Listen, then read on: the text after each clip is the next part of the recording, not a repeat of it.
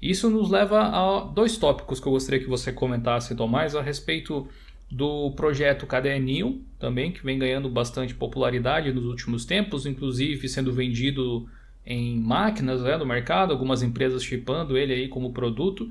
E também Acho que você foi falou aí isso. de dependências, se você acha que o KDE vai adotar ou pretende adotar alguns desses formatos universais que vêm se popularizando aos poucos, Flatpak, Snap, AppImage ou algo do tipo. Sim, isso das empresas é legal também.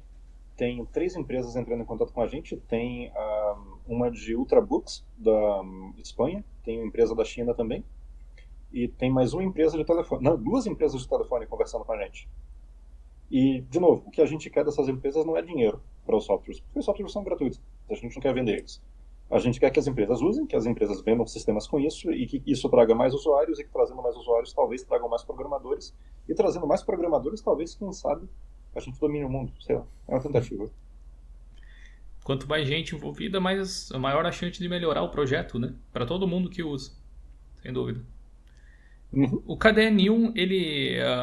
Até eu lembro que no último bate-papo que a gente teve ali e tal, você tinha falado a respeito do KDE dizendo que não teria como não chamar ele de uma distro hoje em dia.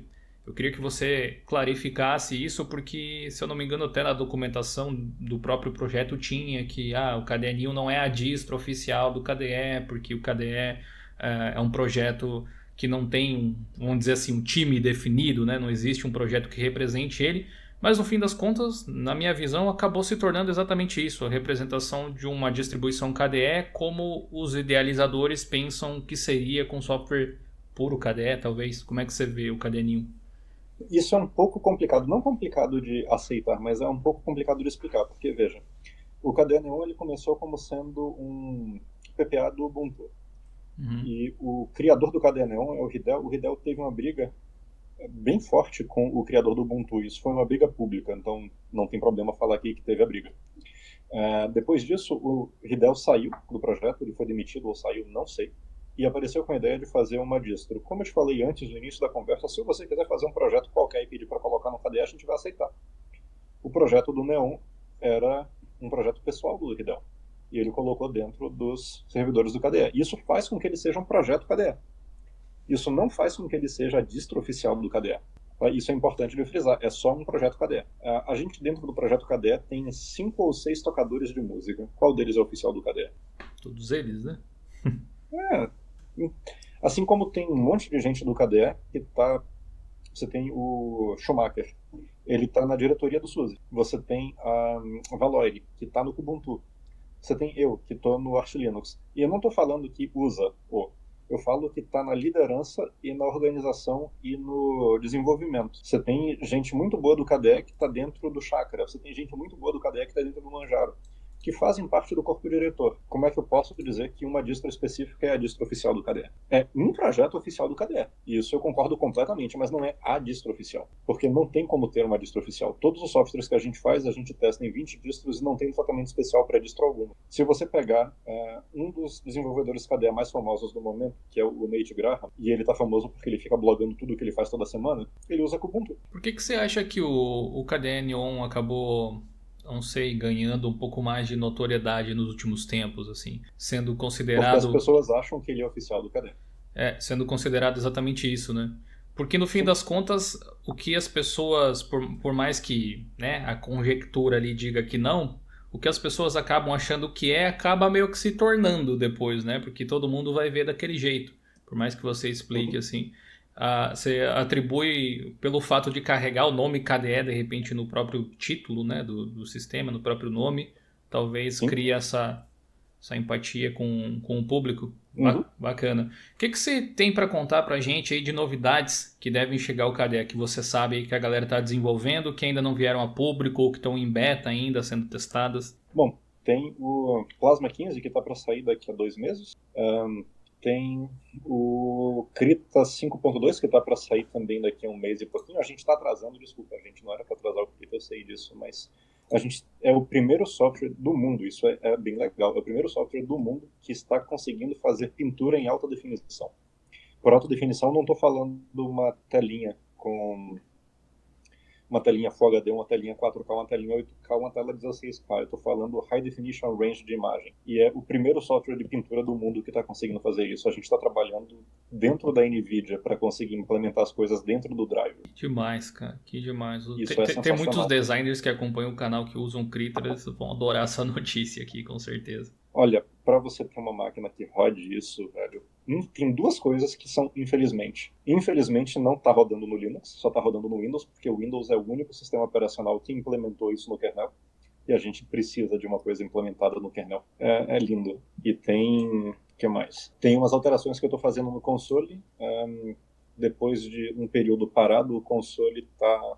Console é o aplicativo de terminal, para quem não Console não aplicativo sabe. de terminal, sim. Eu comecei a trabalhar no console tem uns 4 meses. E, de uma forma muito absurda, eu sou o segundo desenvolvedor mais ativo dos últimos 6 anos, trabalhando 4 meses. E do Poxa, mesmo jeito que o Nate estava fazendo, eu estava blogando sobre as coisas que eu fazia para o console. E isso fez com que mais 5 desenvolvedores aparecessem. Então agora tem 5 desenvolvedores mandando muito código para o console e a gente está fechando um monte de probleminhas de usabilidade. Eu espero deixar ele melhor do que o iTerm 2, que para mim é um dos melhores terminais que eu já usei e é para Mac. Eu quero deixar ele melhor do que o iTerm 2. Vamos ver se eu consigo. que tipo de recursos você pretende implementar nele? Ou você Olha, com a equipe, né, com o pessoal aí que está trabalhando em conjunto? então, algumas coisas que já foram implementadas. A gente tem o detach de tabs, tem o reattach de tabs. Se você pegar... Como se fosse um browser. Puxa, solta, Sim, coloca de volta. exatamente. Se você pegar o... Tem um terminal que muita gente gosta de usar, inclusive eu uso pra caramba, que é o Terminator, porque você pode fazer uns splits muito loucos de tela. Uhum. E aí eu tentei dar detach, não funciona. Eu tentava buscar no histórico do terminal, não funcionava. Ele até tem uma coisa, mas é muito... Tá implementado de um jeito que eu não consegui gostar. E aí eu queria fazer no KDE de uma forma que eu conseguisse.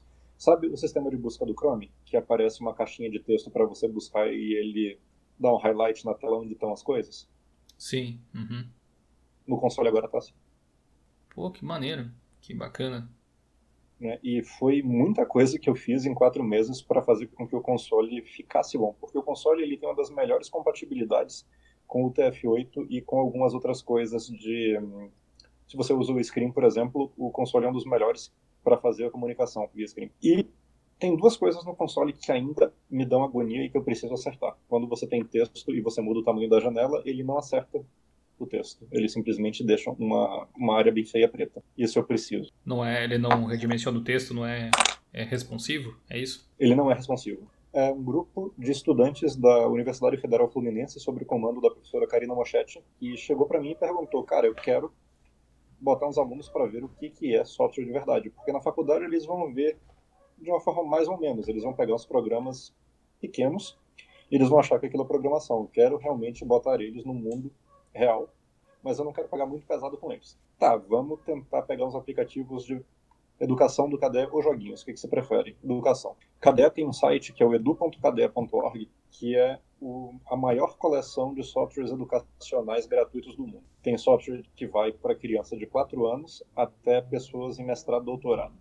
Abrangendo tudo. Você tem o software que ensina alfabetização, que ensina palavras, passando por matemática básica, passando por cálculo trigonométrico, passando por física, passando por química, com visualizador tridimensional de moléculas. Então, assim, é bem completo. E o que acontece geralmente com esses projetos é que eles são começados por pessoas que estão em faculdade. A pessoa sai da faculdade e perde interesse. Então, a gente sempre precisa de mais vítimas para ficar programando nesses projetos para que o projeto se mantenha vivo. E aí eu comecei esse projeto agora com a professora não tem muito tempo. Já tem vários commits que foram enviados pelos alunos e agora que eles estão de férias, eles estão com mais tempo e aí ficam aqui me pinicando e eu gosto quando me pinicam, isso é importante. Eu não tenho nenhum problema de falar com ninguém que queira aprender a programar. Eu paro o que eu estou fazendo, se for um final de semana não tem problema, eu só não respondo de madrugada e o de madrugada é um ponto chato porque eu não moro no Brasil, então o esquema de horário é um pouco diferente. Mas quando eu acordo eu respondo. Então se alguém que estiver assistindo tiver interesse de começar a programar mesmo sem saber C++, pode vir que eu inicio no KDE. Pô, fantástico. Logo mais a gente vai falar também sobre formas que você que gosta do KDE e se interessou pelo projeto tem de colaborar, seja com código ou não. A gente vai falar mais sobre isso logo mais. Eu gostaria que você falasse um pouco a respeito do Plasma para smartphones, né? Ele está ficando também mais popular, a gente vê aí o pessoal da Purism tentando colocar no mercado o smartphone com KDE, e pelo que você me falou, é uma interface bem... ela é volátil, né? Ela é volúvel, ela se encaixa, ela se desenhou e vocês não precisaram fazer grandes alterações para que ele se encaixasse numa tela menorzinha, né? Eu vi o Uhum. próprio pessoal da Purism mesmo fazendo esse tipo de coisa com o Gnome, mas eu vi a equipe do Gnome tendo que fazer algumas modificações mais drásticas para encaixar o Gnome numa tela melhor, enquanto que o Plasma parece que se encaixa mais naturalmente. Como é que você vê essa chegada do Plasma? Você acha que ele pode, sei lá, conseguir o seu espaço no mercado? Olha, tem duas coisinhas que são interessantes aí. Quando você fala na parte da interface gráfica, a gente não usa C++ para fazer coisa para telefone. A gente não usa C++ para fazer coisa que se encaixe em tablet. Porque C++, muito embora seja a minha linguagem preferida, ela é um pouco complicada de você usar e você leva um pouco de tempo para criar as coisas. E óbvio, eu estou falando isso caso você pare para entender a linguagem. Eu domino a linguagem C++. Eu crio interface C++ rápido. Eu domino a linguagem QML. Minha criação de interface com QML vai ser muito mais rápido do que minha criação de interface com C++. Só que isso também tem um lado ruim. Se eu fizer todo o software em QML, o software vai ser lento, porque QML roda em cima de uma máquina de JavaScript. Máquina de JavaScript é interpretado. Qualquer coisa que é interpretado vai rodar mais lento do que uma coisa que é compilado. E aí a gente tem uma parte que é boa. A gente não vai fazer nenhum tipo de código que é lento no JavaScript. A gente joga no C++, que vai ser 10 vezes mais rápido. O JavaScript vai consumir isso. Então, a sensação de fluidez vai funcionar muito bem, né? O GTK tem um outro problema, onde tudo é feito em C. Então, quando você está trabalhando com C, você tem que ter muito mais cuidado com ponteiros, você tem que ter muito mais cuidado com a alocação de memória, você tem que ter muito mais cuidado com um monte de coisa. E a biblioteca utilizada é o GTK. GTK usa uma coisa chamada GObject Macro para criar uma classe em C. Mas o C não é uma linguagem orientada a objetos. Eles tentam fazer uma coisa orientada... Tentam não, eles conseguem fazer uma coisa orientada a objetos utilizando uns macros, só que isso também faz com que a pessoa que está utilizando isso demore muito mais tempo para aprender, porque quem está trabalhando com C padrão puro não está interessado na linguagem orientada a objetos. Se tivesse, ia usar uma linguagem orientada a objetos desde o início. E aí tem um duplo tempo de você aprender a coisa até que você fique bom o suficiente para conseguir produzir uma interface gráfica rápida. E eu conheço gente que é absurdamente maravilhosa nisso, como o John Wendell, que trabalhou comigo na Intel, agora ele deve estar na Red Hat. O cara é um monstro. E ele é muito, muito bom em GTK. A gente sentava um do lado do outro, a gente ficava se pinicando para GTK ou QT. Eu aprendi GTK porque ele ficava me enchendo o saco, ele fez curso de QT porque eu ficava enchendo o saco dele. E o resultado foi, eu gostei do GTK e ele gostou do QT. Mas para fazer uma interface rápida, eu não usaria a parte C++ do Qt, eu também não usaria a parte C do GTK. Eu usaria uma coisa que dê para eu fazer um desenho rápido, com poucas linhas de código, que seja fácil de entender os bindings que estão acontecendo e que tire a complexidade de criação para mim, porque eu quero que quem cria a tela seja designer e não eu. Eu não sou artista, minha mãe é artista, mas eu não tenho a menor ideia de como fazer nada. Então, tirando a complexidade de criação da interface da mão do programador, o programa vai ser feito muito mais rápido. O Plasma Mobile, ele seria um sistema independente? Ele usa uma base Android, por exemplo? Ou que tipo de aplicativos Não. ele rodaria? O Plasma Mobile ele é só uma sequência de aplicativos feita em cima de Qt para rodar no celular. O que significa que você pode colocar isso em cima... Calma, volta. Você pode ter uma distro Plasma Mobile pura. Isso não é obrigação. Você pode também rodar aplicativos Android utilizando o Plasma Mobile, caso você tenha o stack do Android instalado no telefone. Ele poderia funcionar como uma interface para o Android, então, no lugar da principal? Isso. Sim, mas ele inclusive é isso. No momento atual, ele é isso. Porque as imagens que a gente tem para você instalar no telefone são em cima de mods do Android. Certo. Tá? E roda mais rápido, porque está rodando o aplicativo que é compilado para a plataforma, ao invés de estar rodando em cima de uma máquina de Java. Mesmo que a Dalvik seja boa, e a máquina atual do Android é ótima, eles conseguem otimizar pra caramba, mas ainda assim é mais lento do que código nativo. Bacana. Uma outra coisa que eu gostaria de te perguntar sobre, na verdade eu acho que a forma KDE de se trabalhar, mais ou menos, é o seguinte... a gente vê muitas vezes as interfaces, os projetos, como o próprio Gnome que eu já citei, Uhum. lapidando cada vez mais, mas ao mesmo tempo removendo algumas funções aqui, outras lá. E é uma coisa que não costuma se ver muito no KDE, porque é meio que o caminho contrário. A gente sempre vê mais funções sendo inseridas, mais opções sendo adicionadas e tal. É uma questão cultural isso que o KDE tem de deixar o ambiente gráfico mais plural, os aplicativos com mais recursos, mais opções de configuração. O que leva o KDE para essa direção? É um pouco difícil de te dizer de forma exata, porque isso depende muito dos projetos, mas a gente tem um Human Interface Guidelines, que são as regras que a gente usa para fazer as interfaces, onde a gente só tira uma opção se a opção estiver quebrada ou se a usabilidade dessa opção for ruim. E por ruim tem que ser assim, bem ruim. A gente tira coisas. O que a gente não faz é tirar um monte de coisa para deixar só uma como padrão. Então, dentro do console, que é o aplicativo que eu estou mais mexendo agora, você tem a opção de colocar a barra de tabs escondida, embaixo, em cima, com botões de fechar, sem botões de fechar, com as tabs com tamanho fixo ou com as tabs com tamanho expandido. Tem muita coisa aí que eu acho que é besteira. Eu poderia manter toda a usabilidade das tabs, tirando metade das opções que a gente tem. O que a gente não faz é tirar recurso. E tirar recurso é diferente de tirar opção. Eu não faria, por exemplo, tirar completamente as tabs do console onde você tivesse que ter uma única interface ou que você precisasse abrir novos consoles para utilizar.